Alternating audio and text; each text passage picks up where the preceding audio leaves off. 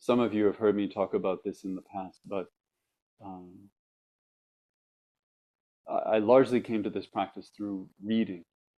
And uh, I was reading books about Zen, but I was also reading books about Buddhism more generally, and I was also reading a lot of books about meditation and about psychedelic experiences. And so it was all kind of a mix in my head. And my first attempts at meditation, I wasn't even trying to call it Zazen, were very personalized. I was still living at home with my parents. I was in high school, and I would lock the door and I would light a candle in my room, and I would just try to feel something really spiritual, you know. I would sit there in the light of the candle, and sometimes I'd kind of move around, or sometimes I'd get really still, and I would try to direct my mind to a place that felt deep. And then at one point I mentioned my interest in Buddhism to my the man who had been my third year English teacher in high school. And he let me know that there was a kind of secret Zen group in my town. And he said, "You can come." So I went, he said, "Come to my house on Sunday morning, um, and I'll show you how we do it." And so I went to his house, and in about 5 minutes, he showed me, "This is how you hold your back, this is how you hold your hands, this is what you do with your eyes." Okay. And then we got in his car, and we went to there was a member of the group who was a local psychiatrist, and she would let them use her waiting area. We would just shove all the chairs to one side of the room and sit there. And that first day, it was just me and him. No one else showed up. And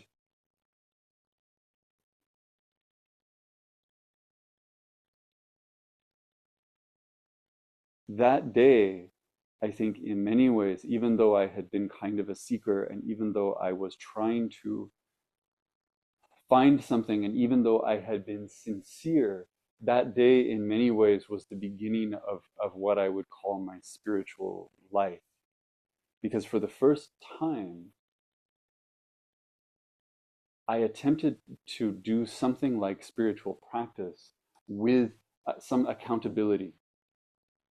I was sitting next to this man, and I respected him. And we were all alone in this big room. He could have put me anywhere, but he sat right next to me, which was very irritating because my legs hurt, and I was so nervous.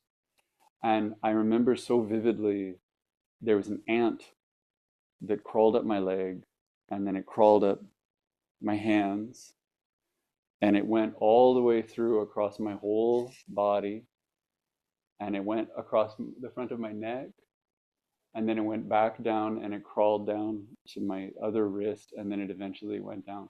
And I watched the whole thing, and I wanted so desperately to do something about it, but I felt, well, I can't move, right?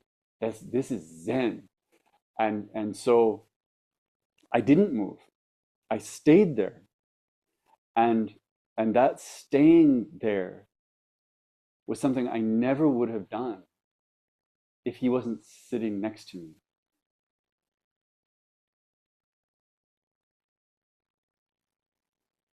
35 years later, I find I have two things that I want to say over and over about Zazen. And one you've probably heard me say a lot in various forms, which is that Zazen is not a skill, right? We have to drop this idea that we're doing something that we're going to get better at, that there's something that's waiting for us as we develop this practice, and it becomes something, and then we become something because we figure something out. It's really not that. It's easy to think it's that, and I thought it was that for years, but it's not. It's much more like a devotional practice. We show up as Buddha, and we offer ourselves up as Buddha. And whether we're good at it or not is completely irrelevant. It's whether we do it or not. So we do it. That's one. This is not a skill. The second one is, Zazen is not a solo endeavor.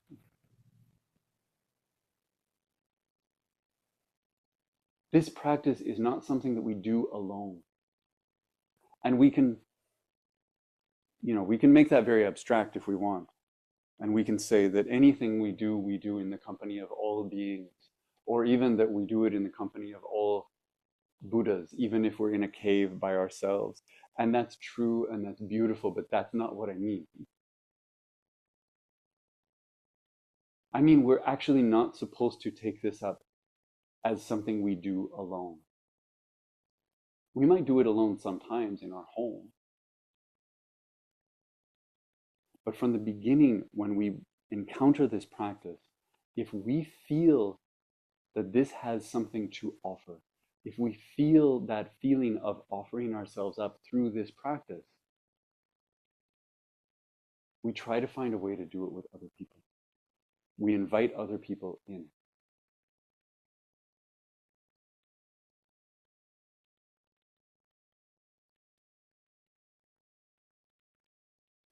And that's hard. In the pandemic, we kind of flipped this switch and we discovered that we could invite people in this way, which is amazing. Amazing. And I'm looking at the screen and I'm thinking about all of you and the ways in which I have met all of you, or most of you. And also how those of you who are on the screen right now, none of you participated in this thing before the pandemic, right? It was very different. We met in a little rented room downtown. 20 people would show up sometimes. It was a lot of listening to other people breathe. People who had allergies. I have allergies today. Everyone's, somebody's late and everybody hears the door. You're always wondering, oh, who is it? Whose footsteps are those? And also, there's a kind of joy when you hear the door open, right? Somebody came. How nice. We don't hear the door open now. I'm sitting, and then I ring the bell, and I look up, and there are 5 more people than there were when I started. I didn't know.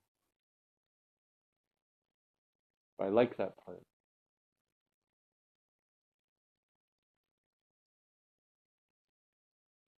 So in one way, we opened this big door. We discovered this big door. And we sit together in this way. And that's amazing to me.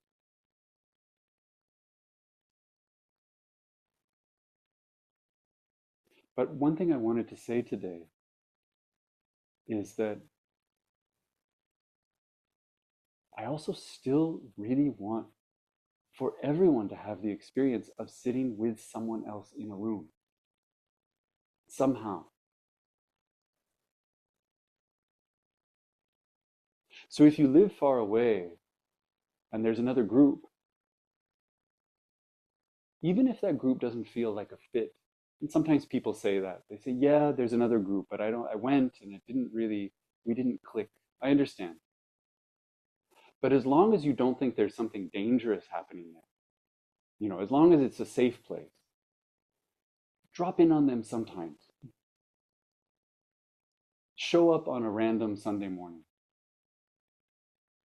and be part of that practice and support that practice that's happening there. And allow them to support you. And listen to everybody breathe. And feel that thing, what we call kinchokan, which is it's like the nervousness. It's the thing that makes you not move. It's the thing that makes you not get rid of the ant.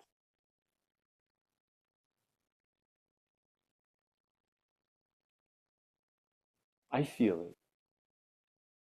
When we sit on in the mornings here, I'm the only person in this room. And I don't feel that kinchokan so much. But on a Tuesday night and there are people in the room, I feel it. I sit a little bit differently, just a little bit. But there's something about breathing everyone else's air. If there isn't a local group that you can visit, a local Zen group, then maybe it's another group. And if there isn't that kind of group,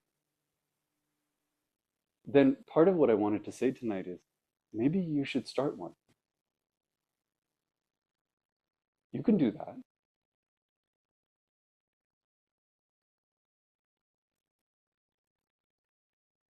I've said this to some of you before, and I used to say it often when we would meet downtown. You know, someone would come with their friend from school or with their boyfriend, and that person would be coming for the first time. And they'd say, Koun, I brought my friend. Will you teach this person to do Zazen? And I always, why didn't you? You are fully authorized to teach people to do that part of the practice. I authorize you. You have sat. You have received the same 5 minutes of instruction that I received 35 minutes ago. It's not rocket science. There's this other thing that maybe we reserve for who we would call a teacher. And I'm not entirely comfortable with that word. That has to do with the longevity of the practice. It has to do with how we move through the practice over time. But establishing the practice, establishing this posture, holding our hands in the way that we hold them, holding our breath in the way that we hold our breath.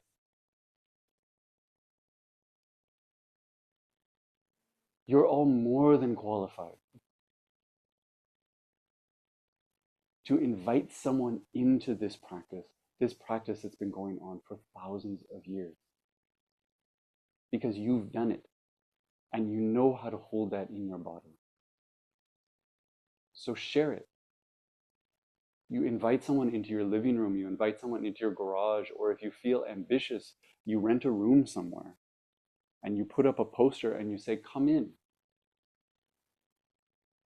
That's what I did when I came here. I just rented a room. And I didn't know if people would come. But a few people came.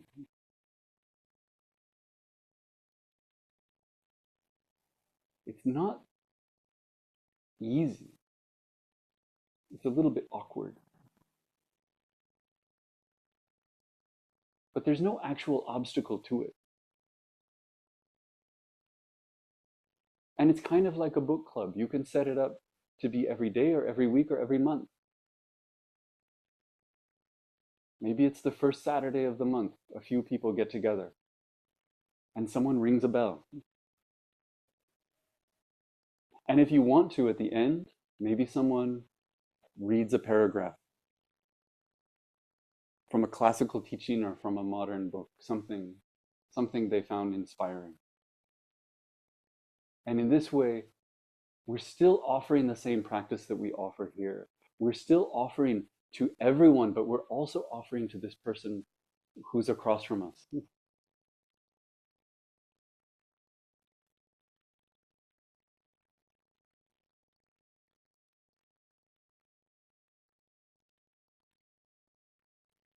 I don't say this for this group. And what I mean by that is, I'm not suggesting that everyone go out and make little harbors for Thousand Harbours Zen. We're okay. We have this. We're fine.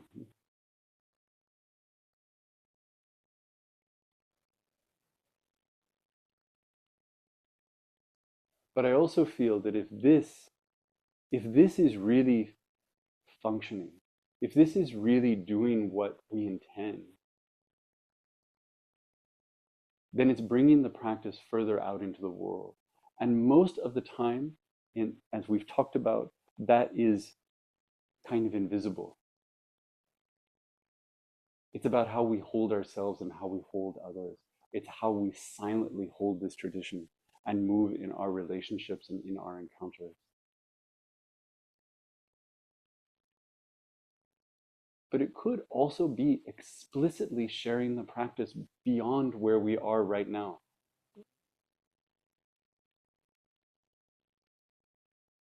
We can do that.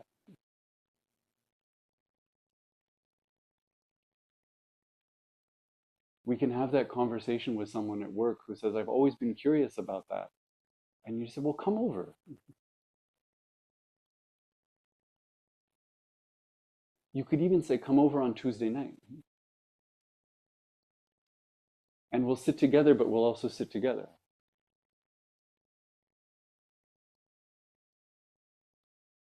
Not to convert people, not to proselytize, but to be as generous as we can be.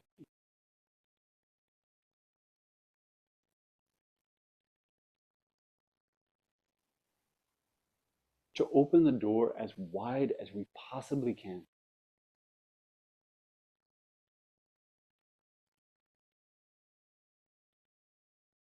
To do that, we need to know that it's okay to do that. So I'm saying right now, it's okay to do that. To do that, we need to know that we're qualified to do that. And I'm saying today, you're qualified to do that.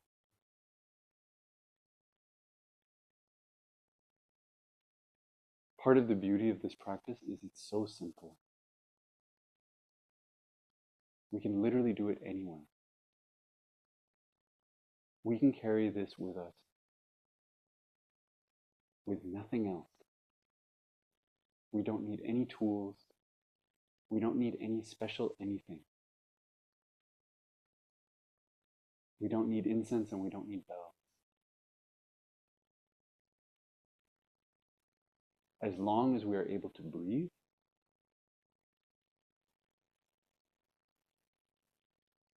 we're able to uphold this practice as Buddhas. And as long as we can do that, we can uphold this practice with Buddhas. And so we should, in any way that we can.